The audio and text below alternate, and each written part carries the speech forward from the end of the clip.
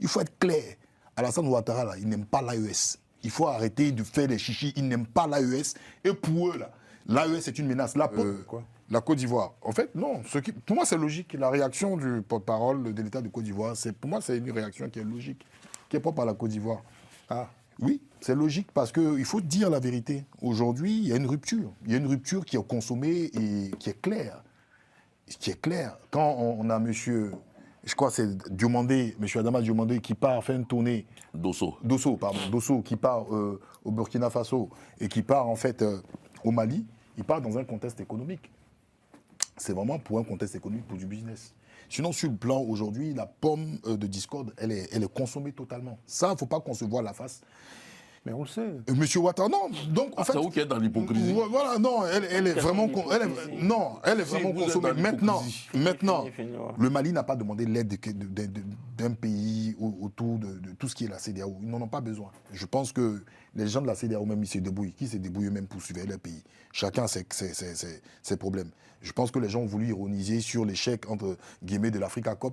Mais si l'Africa Corps a vraiment été un partenaire solide dans cette affaire-là, parce que je pense que même nos pays-là qui disent qu'ils sont très sécurisés, si c'était eux, ils allaient être pris. Le pouvoir allait tomber. Moi, je le dis clairement, je regarde la caméra, c'est clair. Parce que cette attaque-là, c'est une attaque, je pense que c'est une attaque de grosse envergure, avec plusieurs puissances, avec des armes de haute pointe que nos militaires même n'utilisent pas. Voilà, il faut dire clairement. Si l'Africa Corps n'était pas là, ça allait être très compliqué. Donc, mais moi, je le dis et j'assume. C'est pas le sujet. Non, mais je viens dessus. Non, mais je viens dessus. Le sujet, c'est la Côte d'Ivoire. C'est la Côte d'Ivoire, je viens dessus. Mais il peut analyser la crise. Mais voilà, je viens dessus. Maintenant, je vais dire quelque chose de clair. Vous voyez, en Guinée, il y a eu une explosion. Il y a 1 an, je crois, 1 an et demi. Il y a eu une grosse explosion, une déflagration où il y a eu des morts, tout et tout. Mais la Côte d'Ivoire s'est dépêchée. La Guinée n'a pas demandé quelque chose. On a même ramené du carburant et des vivres pour la Guinée. Il faut être clair. Alassane Ouattara, là, il n'aime pas l'AES. Il faut arrêter de faire des chichis. Il n'aime pas l'AES. Et pour eux, là, l'AES est une menace. La preuve, vous avez vu ici, on a même vu sur les réseaux sociaux. Je vais m'adresser au monsieur le procureur. Monsieur le procureur, vous avez dit que tout ce qui est xénophobe, tout ce qui est incitation à la haine et même incitation aux actes terroristes, tout ça, on ne doit pas le faire. Mais on a vu des gens ici, des militants, des gens en Côte d'Ivoire qui ont célébré, qui ont dansé sur cette affaire du Mali. Alors, dans ce cas-là, est-ce que vous avez vu le procureur venir sur un plateau de télé pour venir dire que quelqu'un doit être interpellé? Non. Donc, c'est clair. Il ne faut même pas qu'on se voit la face. La Côte d'Ivoire a sa vision. Aujourd'hui, là, quand je dis la Côte d'Ivoire, je peux parler du pouvoir d'Abidjan. Le Burkina Faso, le Niger, on a même vu avec les Ado Boys pour le cas du Niger. Tu t'en souviens, Jean-Yves? Tu as vu le procureur venir parler? Il n'a pas parlé.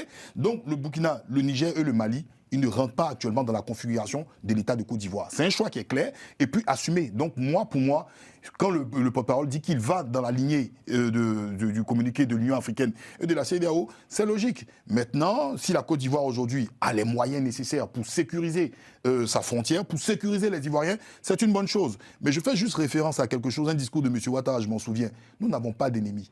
Nous sommes ennemis de personne. Discours voilà. de jour d'investiture. Voilà, nous sommes ennemis de personne. Nous faisons nos choses. Donc, moi, je pense que la Côte d'Ivoire. Ennemis de personne, amis de tout le monde. Amis de tout le monde. Donc, voilà, ils sont amis là. Donc, je suis en train de dire quelque chose de très important. Je ne faut pas rigoler. Je suis en train de dire quelque chose de très important. Si la Côte d'Ivoire a les capacités aujourd'hui de surveiller sa frontière et, comme le président l'a dit, de s'occuper de l'intégrité et de la sécurité des Ivoiriens, c'est une bonne chose. Et je tiens à rappeler même que sur le territoire ivoirien, actuellement, il y a une grosse opération militaire, l'opération Flintlock, dont certains confrères sont allés couvrir. Donc, je pense que la Côte d'Ivoire a la capacité de pouvoir aussi résister contre cette déferlante terroriste. Bravo à la Côte d'Ivoire, continuez.